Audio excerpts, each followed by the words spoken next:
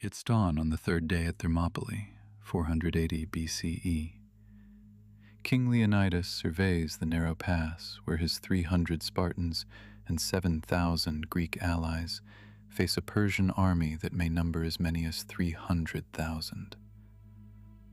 What strikes me isn't just the impossible odds, it's how this tiny force has already held for 2 full days against what should have been complete annihilation. The Greeks have defended against Persian attacks and suffered light losses while imposing heavy casualties on the Persian army, revealing tactical genius that most people completely miss when they think this is just a story about Spartan courage. Thermopylae was an excellent choice for defense, with mountains running down into the sea, leaving only a narrow pass along the coast, less than 100 meters wide in some places. Leonidas had turned geography itself into a weapon. A hoplite phalanx could block the narrow pass with ease, with no risk of being outflanked by cavalry.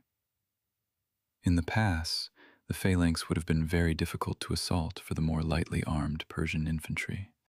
The tactical setup reveals how perfectly the Spartan phalanx matched this terrain. The men stood shoulder to shoulder, with their shields overlapping. Each warrior wielded a long spear, creating a formidable wall of defense. The narrow terrain of Thermopylae prevented the Persian army from deploying its full numbers.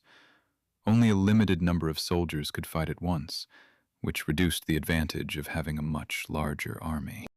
The psychological warfare aspect cuts deeper still. Xerxes ordered 5,000 archers to shoot a barrage of arrows, but they were ineffective. Shot from at least 100 yards away, the Greeks' wooden shields and bronze helmets deflected them. A Spartan response to news that Persian arrows would darken the sun. Facing annihilation, the warrior declared that in that case, the Spartans would have the pleasure of fighting in the shade. That's not just wit. It's calculated psychological dominance, a deliberate message that the Persian numerical advantage meant nothing in this terrain. The equipment differential becomes crucial in close combat. Greek hoplites carried long, thrusting spears, heavy bronze and wood shields, and body armor. Persians had shorter spears, wicker shields, and only thick linen corselets. At close quarters, the longer spears, heavier swords, better armor, and rigid discipline of the phalanx formation gave the Greeks all the advantages. In the narrow confines, the Persians could not make their vastly superior numbers tell. Leonidas weaponized Spartan discipline to multiply his forces. The agoge system focused on discipline, endurance, and fighting in formation. This allowed Spartan soldiers to maintain the phalanx under pressure, making them highly effective in the confined terrain. The Spartans reportedly used a tactic of feigning retreat, then turning and killing enemy troops when they ran after them, a maneuver requiring incredible discipline and coordination. Xerxes threw his best troops into a second assault, the Immortals, an elite corps of 10,000 men. They fared no better than the Medes, failing to make headway against the Greeks. The Persian Empire's most elite unit, 10,000 strong, couldn't break through 300 Spartans and their allies in a narrow pass. On the second day, Xerxes again sent infantry to attack, supposing his enemies, being so few, were now disabled by wounds and could no longer resist. The Persians had no more success on the second day than on the first. Xerxes at last stopped the assault and withdrew to his camp, completely bewildered. Leonidas had created a mathematical equation where 300 Spartans, plus perfect terrain, plus superior equipment and flawless training, equaled an army that could temporarily match 300,000. But this tactical masterpiece contained a darker reality. No defensive position, no matter how brilliantly conceived, can hold forever against unlimited resources and the inevitable human weakness that time reveals. After watching Xerxes throw his elite immortals against that Greek wall and fail completely, do you think the Persians should have just retreated after day one? Drop your answer in the comments below. But here's where the story takes its darkest turn.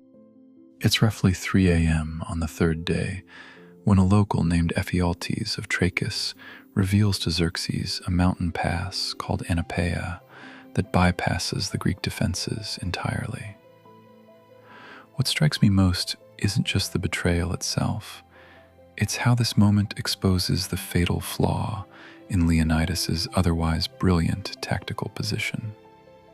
Ephialtes, motivated by personal gain, approached the Persian king and informed him about a mountain path that would allow the Persian army to bypass the Greek defense at Thermopylae.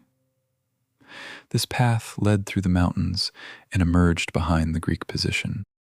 The betrayal reveals something crucial about warfare that most people miss when they focus on Spartan heroism.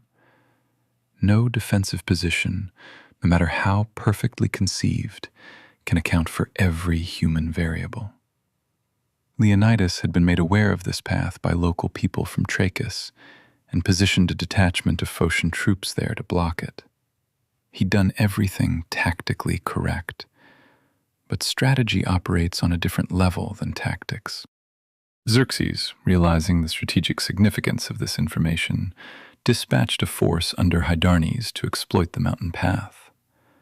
The Persian troops successfully navigated the route and arrived behind the Greek lines. This moment crystallizes the core strategic reality. Xerxes had unlimited resources to probe for weaknesses, unlimited time to find local collaborators, and unlimited patience to wait for human nature to reveal an opening. At daybreak on the third day, the Phocians guarding the path became aware of the outflanking Persian column by the rustling of oak leaves. They weren't cowards, they were simply outmaneuvered by a force that could afford to send thousands of elite troops on a night march through treacherous mountain terrain. The Persians shot a volley of arrows at them and bypassed them to continue their encirclement of the main Greek force. Learning that the Phocians had not held the path, Leonidas called a war council at dawn. This is where tactical brilliance meets strategic reality. Leonidas now faced the mathematical certainty of encirclement. His perfect defensive position had been turned into a death trap. The narrow pass that had been his greatest asset was now his greatest liability. There was no room to maneuver, no way to reposition, no escape route that wouldn't expose his men to Persian cavalry on open ground. Leonidas made a decision that transforms from tactical necessity into strategic messaging. He couldn't save his position, but he could control what his death represented. He ordered the majority of the Greek army to retreat, while he, his 300 bodyguards, some helots, and 1,100 Bayutians remained behind. The final stand wasn't about holding the pass anymore. That battle was already lost. It was about sending a message that would echo across Greece, that free men would die rather than submit to Persian tyranny.